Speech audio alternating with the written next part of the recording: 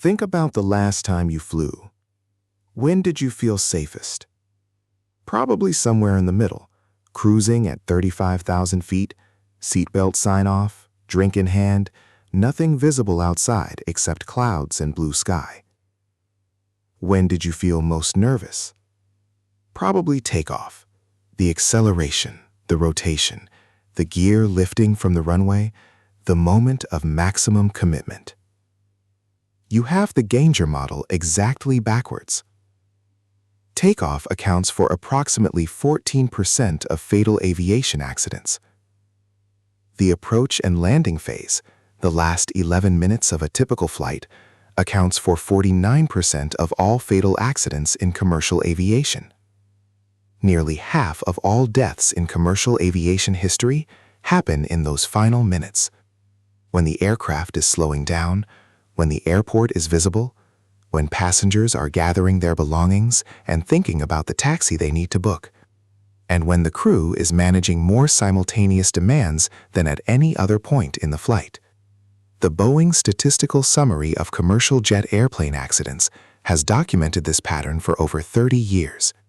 The FAA has issued guidance addressing it for over 20. And yet the 49% figure has not meaningfully changed in 2 decades.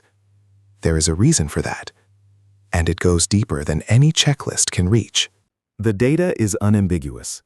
Boeing's Statistical Summary, the most comprehensive analysis of commercial aviation accidents ever compiled, categorizes every fatal accident by phase of flight.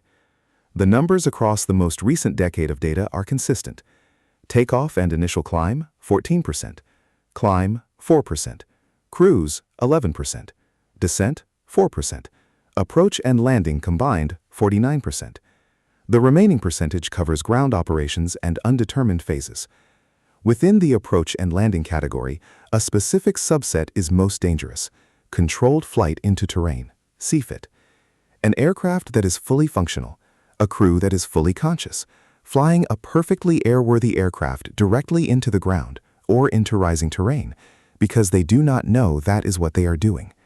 CFIT is not a malfunction, it is a failure of situational awareness, the crew's mental model of where the aircraft is, where the terrain is, and what the relationship between those two things means for the next 60 seconds.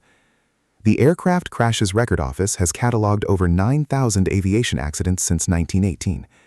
CFIT and approach phase accidents consistently represent the largest single category in commercial aviation fatalities across every decade of the database. This is not an emerging problem, this is the oldest unsolved problem in aviation safety. And the reason it remains unsolved has nothing to do with technology and everything to do with what happens to the human brain at the end of a long flight. To understand why the approach phase is so disproportionately dangerous, you need to understand what is happening to the pilots flying it. The approach phase of a long-haul flight does not begin with fresh, alert crew.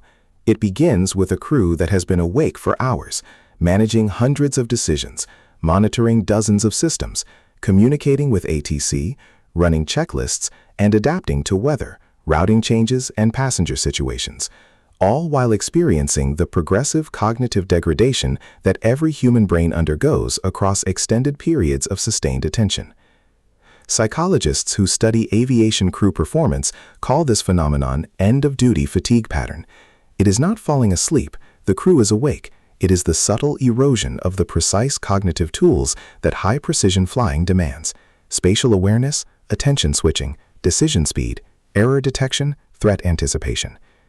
Research published in the International Journal of Aviation Psychology documented that pilots' ability to correctly identify approach configuration anomalies degraded by between 22% and 31% in the final phase of flights exceeding 8 hours, compared to their performance at the beginning of the same flights. 22 to 31% degradation in error detection at the exact moment the aircraft is descending toward terrain at 300 feet per minute, in reduced visibility on a narrow instrument approach, with the threshold 40 seconds ahead. The aviation industry responded to the CFIT problem with a technology solution: EGPWS, Ground Proximity Warning System, and its successor, EGPWS, Enhanced Ground Proximity Warning System. Every commercial aircraft flying today carries EGPWS. It is mandatory under FAA and ICAO regulations.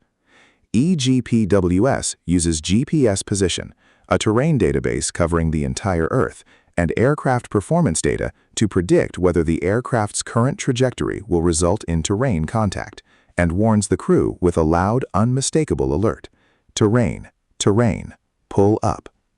The implementation of GPWS reduced CFIT accident rates by approximately 85% in the years following mandatory installation. That statistic is accurate. That statistic is also misleading.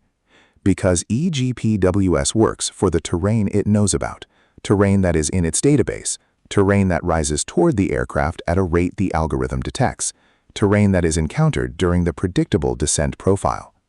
What EGPWS struggles with, what the accident record shows it has failed to prevent, are the scenarios that fall outside its prediction model. A correct but unstabilized approach that suddenly becomes dangerous in the last 15 seconds, too late for the warning to be acted on.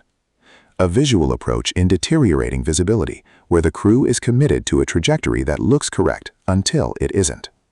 A crew that hears the warning and in the compressed time available makes the wrong decision about whether it is a false alarm.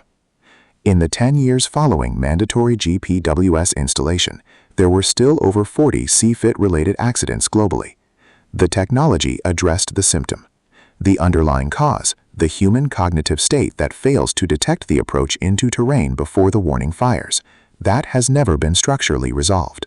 In 2013, Asiana Airlines Flight 214 approached San Francisco International Airport below the correct glide path, below the correct airspeed, without the automated guidance system the crew expected to be operating. The aircraft struck the seawall short of the runway threshold. 3 people died.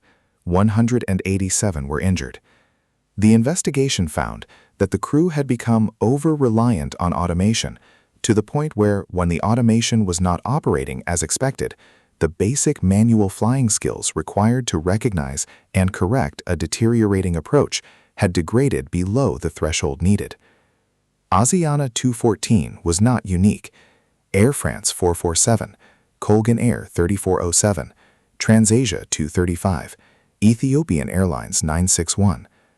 Across every major approach phase accident of the past 30 years, a consistent finding appears in the accident investigation reports: automation dependency, skill degradation, crew response time that exceeded the available margin. The aviation industry trained pilots to manage automation superbly, and in doing so, reduced the practice time for manual flying skills that only become critical when the automation fails in the last 60 seconds of a flight. The FAA recognized this pattern and issued Advisory Circular 120-111 in 2013, requiring airlines to develop programs for manual flying skill maintenance. 10 years later, the IATA Global Aviation Safety Report notes that approach and landing continues to represent the highest risk flight phase in commercial aviation globally. The checklist for the approach is the most comprehensive checklist of the entire flight. The workload at the approach is the highest workload of the entire flight. The crew fatigue at the approach is the highest fatigue of the entire flight.